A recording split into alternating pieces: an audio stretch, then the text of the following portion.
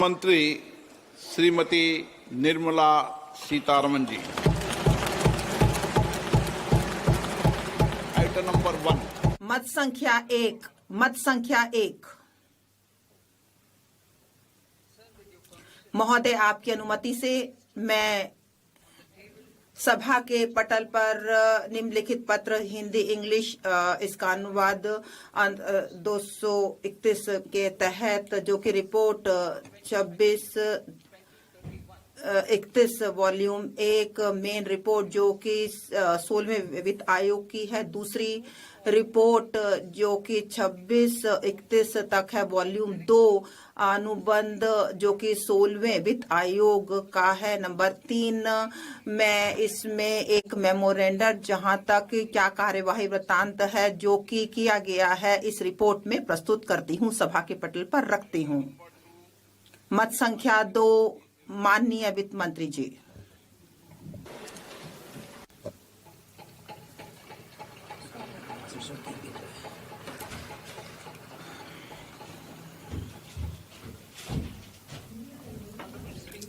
माननीय अध्यक्ष महोदय, आज माघ पूर्णिमा के इस पवित्र मौके पर और गुरु रविदास जी के जन्म अवसर पर मैं वर्ष 2026-27 के लिए बजट प्रस्तुत करती हूं।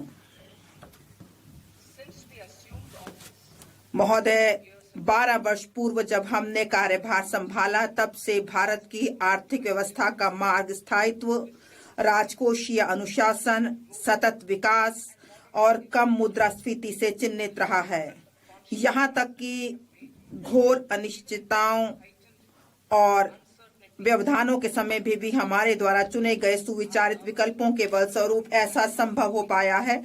माननीय प्रधानमंत्री श्री नरेंद्र मोदी जी के नेतृत्व में हमारी सरकार ने निर्णायक रूप से निरंतर संशय के स्थान पर कार्यवाही और वाकपटुता के स्थान पर सुधार और लोक लुभावन दिखावे के स्थान पर जनहित को प्राथमिकता दी है। हमने लोक निवेश पर अधिक जोर देते हुए दूरगामी ढांचागत सुधारों, राजकोषीय मितव्ययता और मौद्रिक स्थिरता के मार्ग का अनुसरण किया है। आत्मनिर्भर भारत को अपना लक्ष्य मानते हुए हमने घरेलू विनिर्माण क्षमता, ऊर्जा सुरक्षा का निर्माण किया है और महत्वपूर्ण उत्पादों के लिए आयात निर्भरता को कम किया है। इसके साथ साथ हमने रोजगार सृजन, कृषि उत्पादकता, परिवारों की क्रय शक्ति और लोगों के लिए सर्वव्यापी सेवाओं की सहायता हेतु सुधार करते हुए यह सुनिश्चित किया है कि भारत के प्रत्येक कार्य का लाभ नागरिकों को प्राप्त हो सके। इन उपायों से लगभग 7% का उच्च विकास दर हासिल हुआ है और इससे हमें गरीबी को कम करने और हमारे लोगों के जीवन में सुधार लाने में ठोस कदम उठाने में सहायता मिली है। आज हम एक ऐसी बाहरी परिस्थिति का सामना कर रहे हैं जिसमें व्यापार और बहुपक्षीयवाद खतरे में है तथा संसाधनों तक पहुंच और आपूर्ति श्रृंखलाएं बाधित हैं। नई प्रौद्योगिकियां जल, ऊर्जा, महत्वपूर्ण खनिजों की मांगों को काफी तेजी से बढ़ाते हुए उत्पादन प्रणालियों को बदल रही है। भारत समावेशिता के साथ आकांक्षाओं का संतुलन बनाते हुए विकसित भारत की ओर विश्वास से भरे कदम उठाता रहेगा। बढ़ते व्यापार और पूंजी आवश्यकताओं के साथ बढ़ती अर्थव्यवस्था के रूप में भारत को वैश्विक बाजारों से नजदीकी से एकीकृत होना होगा और अधिक से अधिक निर्यात करना होगा तथा दीर्घकालिक निवेश को भी आकर्षित करना होगा। भाग 1। जब मैं बजट का भाग का आरंभ कर रही हूं, मैं विश्व की सबसे बड़ी अर्थव्यवस्थाओं में से एक बनने की दिशा में आगे बढ़ने में बड़ी मजबूती के साथ हमारे साथ खड़े रहने के लिए लोगों के प्रति अपना आभार व्यक्त करती हूं। हमारा लक्ष्य है कि हम विकास के लाभ प्रत्येक किसान, अनुसूचित जाति, अनुसूचित जनजाति, घुमंतू, युवा, गरीब और महिलाओं तक पहुंचाना सुनिश्चित करते हुए आकांक्षा को उपलब्धि तथा संभावना को कार्य निष्पादन में परिवर्तित करें। विकसित भारत युवा नेता वार्ता 2026 में हमारे प्रधानमंत्री जी के साथ अनेक नवोन्मेषी विचार साझा किए गए, जो कई प्रस्तावों का आधार बने हैं, जिससे एक युवा शक्ति संचालित बजट बन गया है। हमारी सरकार का संकल्प हमारे गरीब, शोषित और वंचितों पर ध्यान देना है। इस संकल्प को पूरा करने तथा यह देखते हुए कि कर्तव्य भवन में तैयार होने वाला यह बजट पहला बजट है, हम 3 कर्तव्यों से प्रेरित हैं। हमारा पहला कर्तव्य उत्पादकता और प्रतिस्पर्धा को बढ़ाते हुए आर्थिक विकास को तेज और सतत बनाए रखना तथा विश्व में बदल रही परिस्थितियों का सामना करने की क्षमता को विकसित करना है।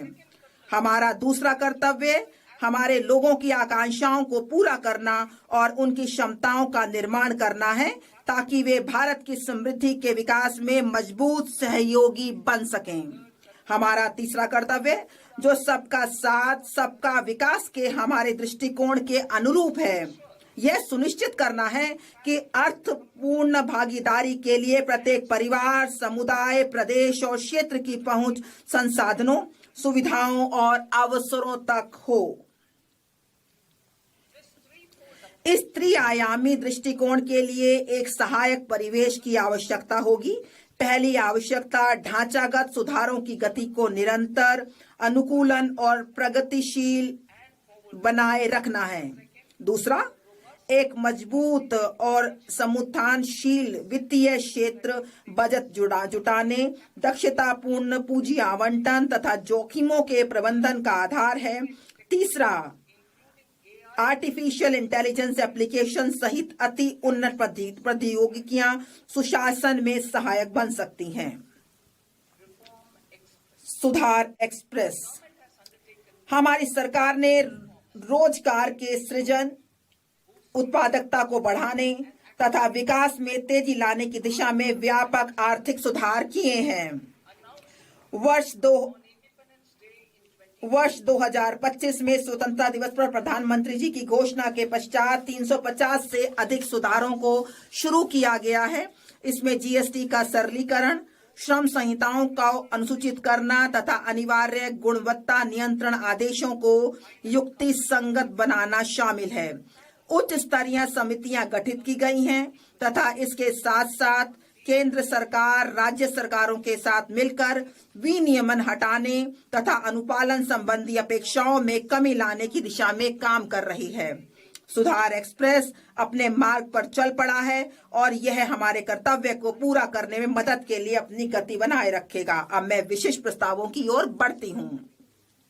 पहले कर्तव्य के तहत आर्थिक विकास में तेजी लाने और इसे बनाए रखने के लिए हमारे पहले कर्तव्य के अंतर्गत मैं 6 क्षेत्रों में पहलों का प्रस्ताव करती हूँ। पहला, 7 रणनीतिक और अग्रणी क्षेत्रों में विनिर्माण को तेज करना। 2, विरासत के औद्योगिक क्षेत्रों का कायाकल्प करना। 3, चैंपियन एमएसएमई का निर्माण करना। 4, अवसंरचना को सशक्त प्रोत्साहन प्रदान करना। 5, दीर्घकालिक ऊर्जा सुरक्षा और स्थायित्व सुनिश्चित करना। 6, शहर आर्थिक क्षेत्र विकसित करना।